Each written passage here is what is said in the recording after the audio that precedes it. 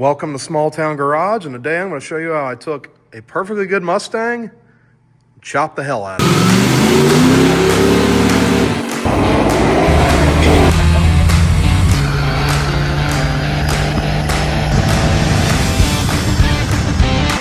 Today we're in here working on my 1968 Mustang. So you can see she's kind of started converting herself into a convertible, but we're gonna stop that. They get a new roof skin, probably from CJ Pony Parts. Just took the windshield out. And surprisingly, the tracks aren't as garbage. You see there's some silicone from someone that had a little water leak. You don't say. Oh, this is all, ignore that. All in still pretty decent shape considering, damn! I've just been sitting in here when I'm about to test spray something, or if I just got done priming something, I'll shoot it on this car to get rid of as much of this green as possible, because I hate this color. I've bought several cars this color. I always repaint them because I hate this color so much. These are just some Crown Vic stocks I had sitting around because the old ones would not hold air. This car sat in the woods for like 14 years.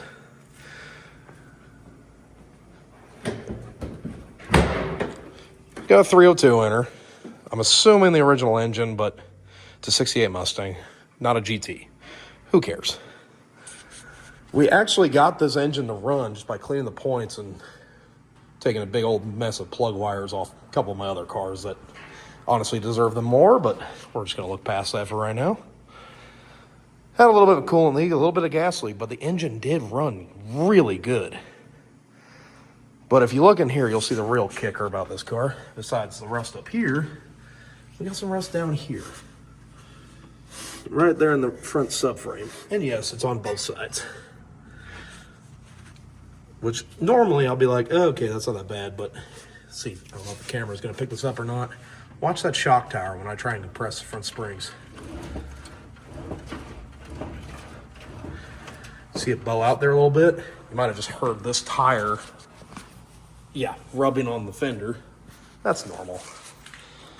That's normal. Yeah, here I'm just playing with some badge ideas for after. Make this thing not look like a steaming pile of garbage. But believe it or not, it's really not that bad. Someone already put new quarters in it. Here's where I was cleaning out a spray gun. I got bored. Someone already put new quarters in it though. New rockers, floor pans are completely solid, trunk pans completely solid.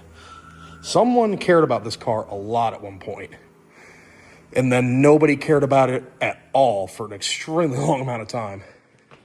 And I'm going to try and reverse that. Get some good car guy karma up in here. Let's see how that goes.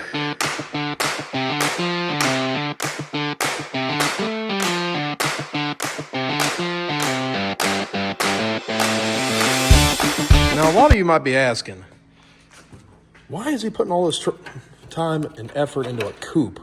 Why don't just cut this off and make it a fastback? Well, I've got about $1,200 in this car. I don't want to dump that much money into it. I just don't. I'm not one of those YouTubers that's made of money. You know this. This is my first video, for crying out loud.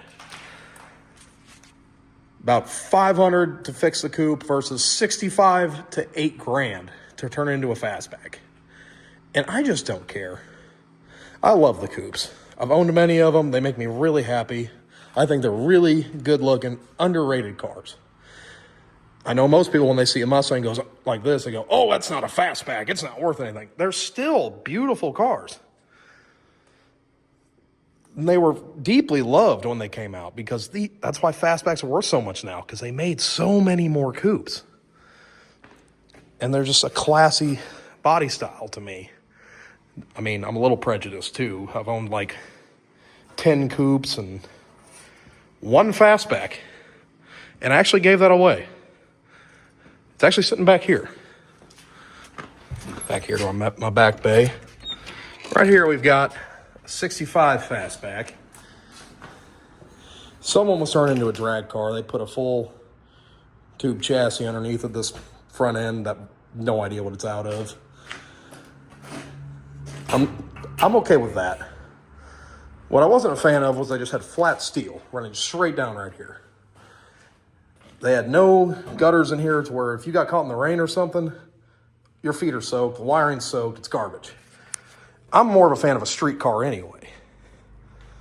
So we bought a donor car for like $300 because I needed the motor mounts out of it, but it ended up having a lot of good parts in it.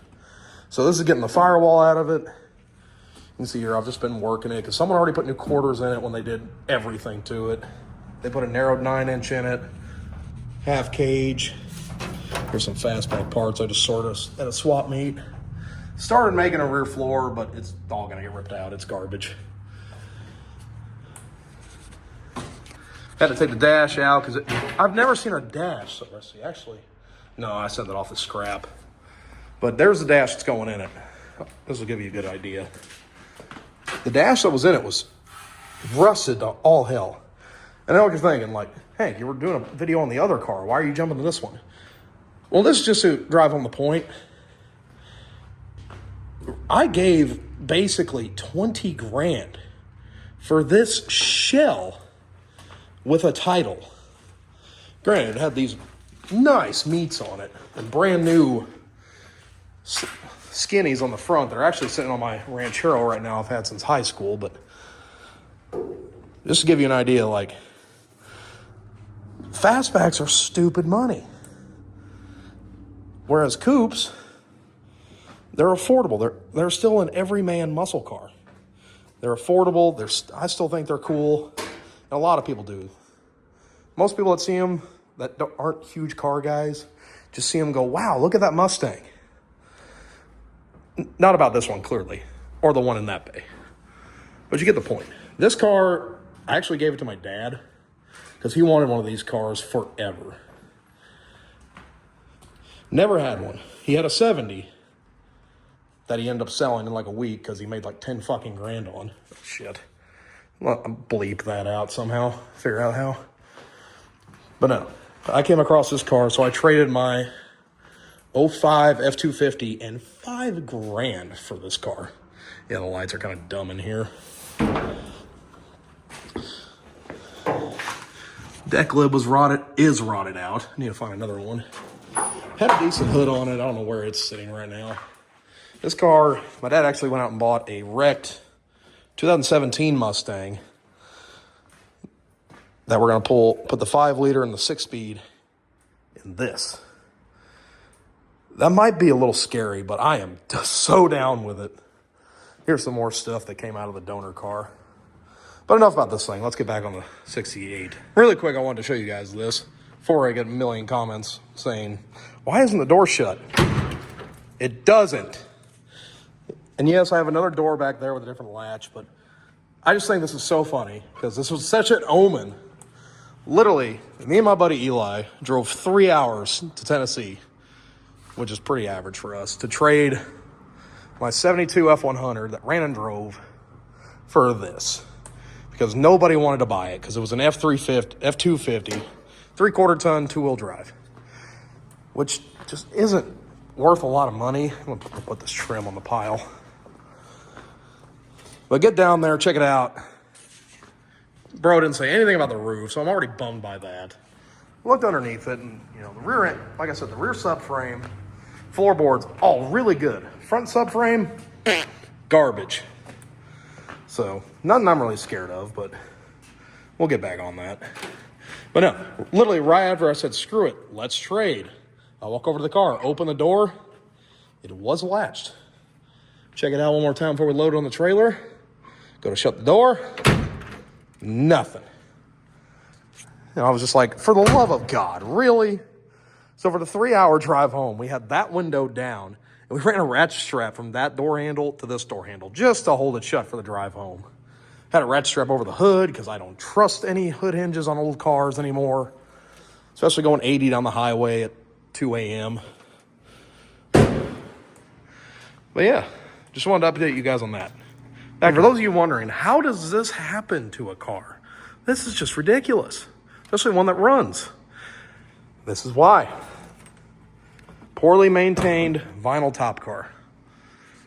Now, we had a 66 Thunderbird we just got rid of that had the original vinyl top on it. It was an Arizona car, too, and it was just gorgeous. Roof was solid and everything. That was a well-maintained car. This, sat in the woods for too long. So, yeah.